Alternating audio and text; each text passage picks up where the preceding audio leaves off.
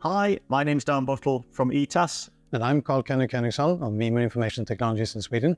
And this is the third video in a series that we've been running on embedded data management using databases, where we've been talking about connecting adaptive platform from AutoSAR to a database management engine.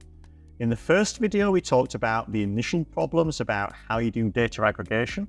In the second video, we talked about how that works with our product portfolio. So that's RTA/RTE from ETAS, and it's Mimo SQL Automotive from Mimo. And this time, what we want to do is to explore a few of the use cases that enabling technology provides for you. And just to throw them out as ideas and things that you might want to talk to us about and contact us about after watching this video. So over to you, Carl. The whole point of having a local database in a vehicle is that you can do things with this data that you couldn't do otherwise. For instance, you could minimize your data transfers. You could use the database as a storage solution if you have poor connectivity, or you can even use it for aggregation or machine learning algorithms to record trends and transfer trends instead of actual huge amounts of data, which would of course be at a cost for an OEM.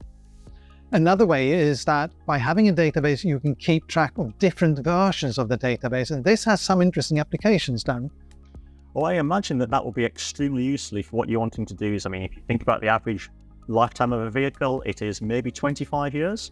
So if that vehicle's out in series for 25 years and you're on the road, being able to maintain existing functionality, but to roll out new functions without touching that proven in use embedded software at the mechatronic rim, that will be really useful to be able to basically add and extend new functions into vehicles throughout their vehicle lifetime.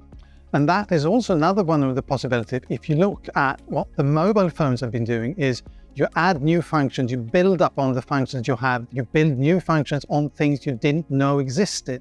And this is also a point where you can add extension and enhancements to your vehicle post-production. You can have them roll them out and you can have your vehicle become smarter and better over time.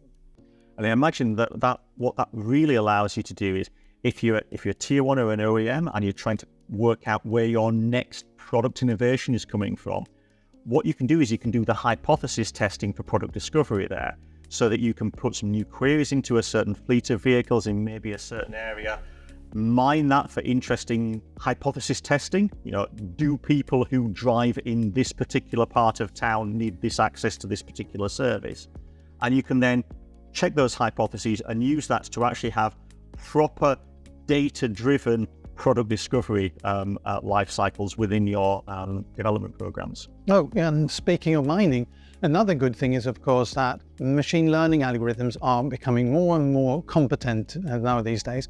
And preemptive maintenance is, of course, one really interesting use case where you could have the vehicle analyze itself, you could build upon this, you could deploy new algorithms, you could make the vehicle more and more prone to realize that there are things going on that need to be handled before they become a problem and a cost. And that works really well in the automotive industry because obviously at that deeply embedded edge that we talked about in the first video, we have hundreds of pieces of diagnostic information, which is just discrete pieces of sampling.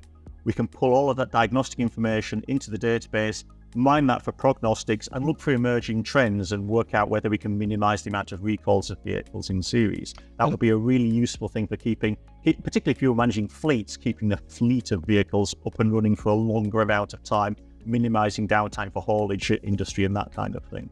And another upshot of having your data in a database is that it's ubiquitous. It is always there. It is possible to integrate and use from different programs, from anything to build up on.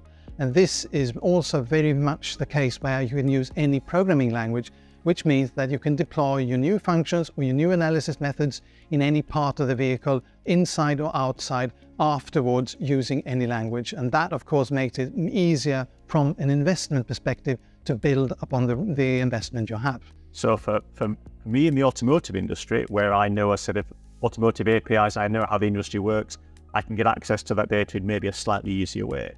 But actually, if I'm coming from outside of the automotive industry, if I'm a new mobility player, I can now actually interact with those vehicles without actually having to pick up a lot of 20 or 30 years of automotive industry baggage with that. And that makes it much easier for me to deliver new features and new functions within the vehicle. And this wraps it up for this last installment of this series of episodes where we talked about Adaptive AutoSAR and the SQL database in conjunction. And if you are interested in knowing more about this, we are going to give a webinar, so please sign up in the link you can find below in the description. And again, like we said last time, if you want to hear more about what ETAS is doing in terms of the field of software-defined vehicles, then please hit that subscribe button and tune in for more videos next time. Thanks very much for watching.